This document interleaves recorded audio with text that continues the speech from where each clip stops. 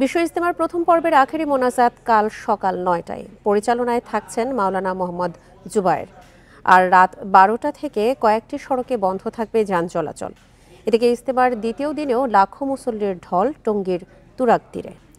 ইজতেমা ময়দানের আরও খবর জানাতে এই মুহূর্তে যোগ দিচ্ছেন আমাদের সহকর্মী আদিলুর রহমান।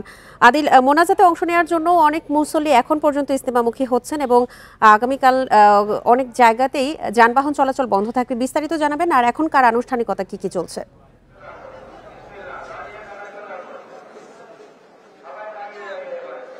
দেখুন, প্রথমে আসলে আনুষ্ঠানিকতা দিয়ে শুরু করতে চাই। এই মুহূর্তে আসরের আজান হয়েছে কিছুক্ষণ আগে। আসরের আজানের পরে আসরের নামাজের যে প্রস্তুতি, সেই প্রস্তুতি চলছে। মুসল্লিরা মূলত খিত্তায় খিত্তায় তারা অবস্থান নিয়েছেন, অজু শেষ করে খিত্তায় অবস্থান নিয়েছেন। কিছুক্ষণ পরেই আসলে নামাজ শুরু হবে, সেই নামাজের প্রস্তুতিটি তারা নিচ্ছেন। নামাজের পরে মূলত আবার বয়ান শুরু হবে। এই বয়ান শুরু করবেন ভারতের মাওলানা জুবায়ের।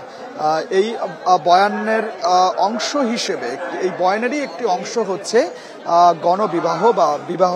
এই অন্যান্য বছরই প্রত্যেক বছর ইজতেমার ঠিক দ্বিতীয় দিন আসরের নামাজের পর গণবিবাহের আয়োজন করা হয়। এবারও ঠিক সেরকম ভাবেই গণবিবাহের আয়োজন করা হয়েছে। তবে কতজন এই গণবিবাহে অংশ নিচ্ছেন এটি এখন পর্যন্ত সংখ্যাটি আমরা জানতে পারিনি। এটা হয়তো আর কিছুক্ষণ পরে আমরা জানতে পারবো। এই আসরের নামাজের পরে যে বয়ানটি হবে, সেই বয়ানে বিবাহের যে বিষয়গুলো, সেই বিষয়গুলো আসলে বয়ান করা হবে এবং বিবাহের পরে আসলে কিভাবে পথ চলতে হবে, কিভাবে ইসলামের পথে থাকতে হবে, সেই বিষয়গুলো এখানে আলোচনা করা হবে। এবং দিনভর খিত্তায় খিত্তায় মোজাকারা হয়েছে।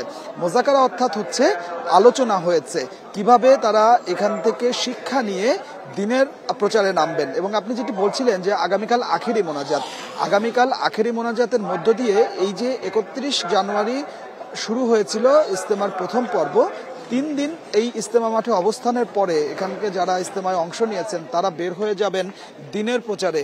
কেউ ৩ দিনের জন্য, কেউ ৪০ দিনের জন্য বের হবেন। এখানে দেশের মুসল্লিরা যেমন আছেন, তেমনি বিদেশি অনেক মুসল্লি আছেন। আমরা আজকে তথ্য পেয়েছি যে ৭৬টি দেশ থেকে প্রায় ৩,০০০-এর বেশি বিদেশি মুসল্লি এই ইজতেমায় অংশ নিয়েছেন। বিদেশি মুসল্লিদের অনেকেও কিন্তু এই দেশে তারা দিনের প্রচার বা ইসলাম প্রচারে বের হবেন। এবং আগামীকাল আখেরি মোনাজাতকে কেন্দ্র করে এরই মধ্যে আমরা দেখতে পাচ্ছি যে কেউ কেউ ইজতেমা ময়দানে আসতে শুরু করেছেন। তবে মূল যে ভিড়টি, সেই ভিড়টি শুরু হবে মধ্যরাত থেকে। অনেকে হয়তো মাগরিবের নামাজ আদায় করবেন, এশার নামাজ আদায় করবেন। অনেকে চান যে ইজতেমার আগের দিন রাত্রি এই ইজতেমা ময়দান বা আশেপাশে থাকার জন্য, সকালের ঝক্কি ঝামেলা যাতে না হয়।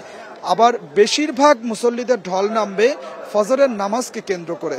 অনেকে ফজরের নামাজ আদায় করার পরে একদম শেষ সময়ে যে আলেমরা বয়ান করে থাকেন, সেই বয়ান তারা শুনবেন এবং মোনাজাতের আগে একটি নসিহতমূলক বয়ান হয়, সেই বয়ানও অনেকে শোনার জন্য আগে ভাগে ইজতেমা ময়দানে আসেন। এবং এই মুসল্লিরা যাতে ইজতেমা ময়দানে আসতে পারেন, সেজন্য আজকে রাত ১২টা থেকে সব ধরনের গণপরিবহন বন্ধ করে দেওয়া হয়েছে এবং সকাল ৬টা থেকে এই ইজতেমা ময়দানের আসার জন্য যে সড়কগুলো আছে, সেই সড়কে কোনো ধরনের যানবাহনই আসলে চলাচল করতে পারবে না। গাজীপুর মেট্রোপলিটন পুলিশের পক্ষ থেকে আমাদেরকে যেটি আসলে জানানো হচ্ছে যে ইজতেমাকে কেন্দ্র করে বা আখেরি মোনাজাতকে কেন্দ্র করে সব ধরনের প্রস্তুতি তারা শেষ করেছেন এবং একই সাথে আয়োজক কমিটিও সব প্রস্তুতি শেষ করেছে। বিভিন্ন জায়গায় দূর দূরান্তে মাইকের ব্যবস্থা করা হয়েছে যে আগামীকাল আখেরি মোনাজাত পরিচালনা করবেন মাওলানা জুবায়ের। তার আখেরি মোনাজাতটি যেন সবাই শুনতে পারেন এবং অংশ নিতে পারেন।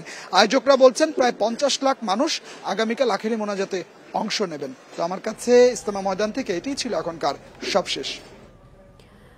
টঙ্গীর তুরাগ তীরে ইজতেমা ময়দান থেকে জানাচ্ছিলেন আমাদের সহকর্মী আদিলুর রহমান।